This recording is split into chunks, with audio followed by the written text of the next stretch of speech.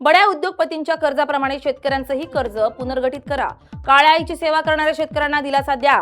शेतकऱ्यांच्या कर्जाची मुदत वाढवून देण्याची शरद पवारांची मागणी. शेतकऱ्यांच्या कर्ज पुनर्गठनाची शरद पवारांची केंद्राकडे मागणी.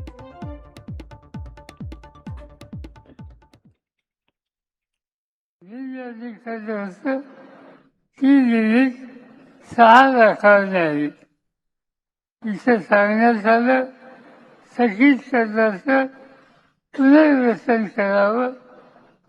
केंद्र सरकारने अलीकडं उद्योगपतींचं जे मोठं कर्ज आहे त्याच्यामध्ये पुनर्वसन केलं, त्याचं व्याज कमी केलं, त्याचे हप्ते वाढवले. हे उद्योगपती आणि यांच्यासाठी केंद्र सरकार निकाल घेत असेल तर काळ्या आईची जो इमान लागतो त्या शेतकऱ्याला या सवलती मिळाल्या पाहिजे हा त्याचा अधिकार आहे. त्या कामासाठी आम्ही लोक प्रयत्नाची व्यवस्था करतो.